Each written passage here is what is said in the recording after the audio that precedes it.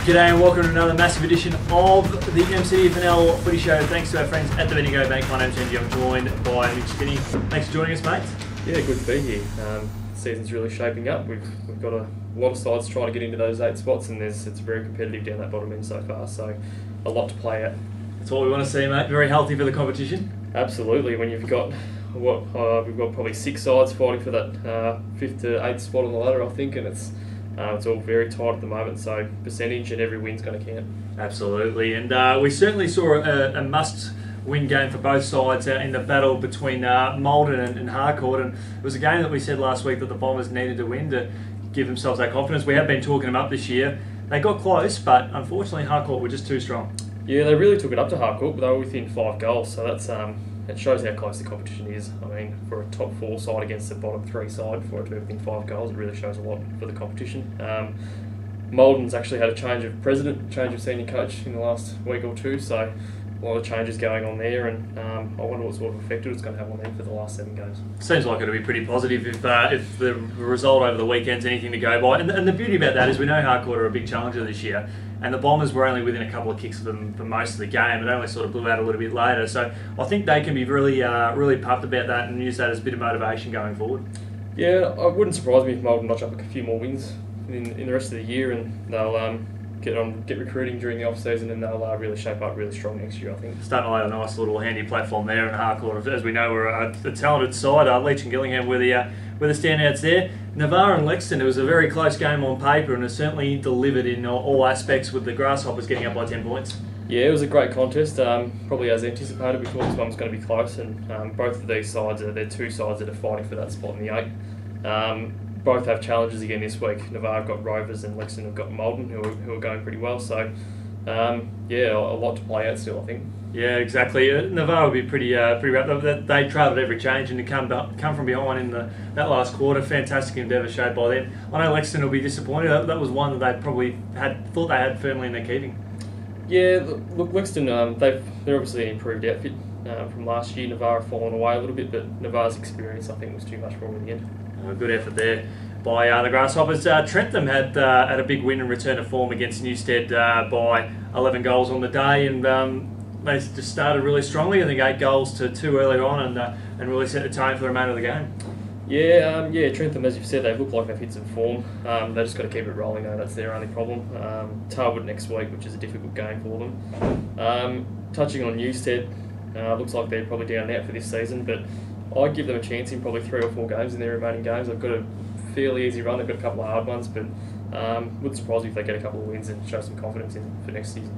Yeah, exactly. Well, they showed a lot of promise last year, and they left their run a little bit too late then. Hopefully it doesn't we don't sort of see the same result this time around. They're a quality club. We've got some great things on the horizon. As expected, we saw Carisbrook flex their muscles against Royal Park with a comfortable win. Royal Park getting their only 2 goals in the final term. Yeah, I expected a fair bit more from Royal Park in this game after a good win against Trentham the week before. Carisbrook just blew them out of the water. I think 46 scoring shots, which is massive, so it could have been even uglier if they kicked straight.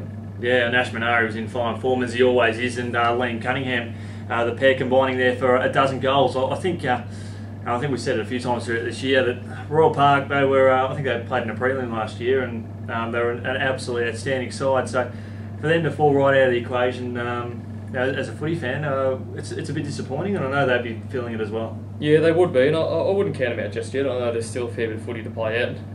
They are still sort of in that mix to get in there. They just need to get a few more wins on the road, and to be a bit more competitive against Carisbrook would have been a start for that, but they've got plenty of games left to get back up there. Talbot had a really big win over Campbell's Creek, but I think the upside is Campbell's Creek kicked their highest score of the year to go out and kick 8 goals. I think is a fantastic effort by them. Yeah, Talbot simply too good, but yeah, as you said, to Campbell's Creek credit, they got 8 goals on the board against a top 4 side, so that's a fantastic effort. Creek have actually got Denali, they've got Newstead and Maldon still to come this year, so it wouldn't surprise me if they can notch up a win or two maybe perhaps in the last 7 games. Yeah, I think there's a bit of confidence there if they can continue to get better and squeeze out some good performances. I think they'll be plenty to be excited about.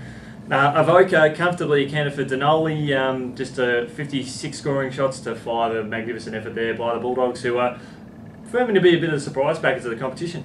They are. They're sort of rising up unexpectedly, I guess. That's a massive percentage boost for Avoca, which every club needs. they're into 7th place now. Actually, they've won 4 of their last 5, so they're just going about it nicely at the moment.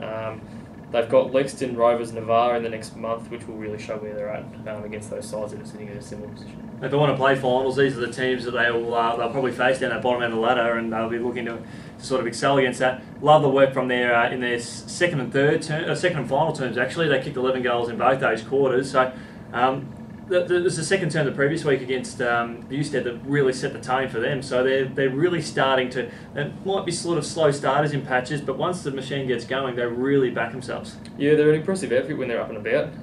It's just a matter of challenging those more competitive sides. And the match of the round, the McCafe match of the round for the MCDFNL, we had a really good game between Maryborough Rovers and Natty Bielba. The Swannies just too strong. Yeah, look, a fairly competitive game here. Rovers pushing Natty, particularly in the first half, where I think it was only 5 points at half time. So Rovers are in 5th place on percentage, 3 others beneath them, all on 5 wins. So any more slips here could see a fairly big drop down the ladder.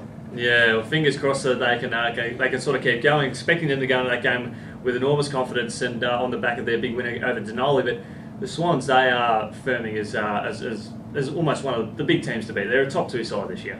Absolutely, and they could even finish the season on top of the ladder. It wouldn't surprise me at all. Yeah, certainly if the way things are going at the moment. Well, Mitch, thanks so much for joining us as we look back on the latest round of the MCDFNL. Thanks to our massive friends over at the Bendigo Bank, and we'll catch up with you later on in the week. Thanks for having me. Did we miss a game? No, did we miss one then? Oh, yeah, we did. And of course, we can't forget the big game there between Maryborough and a quality team there in their opposition.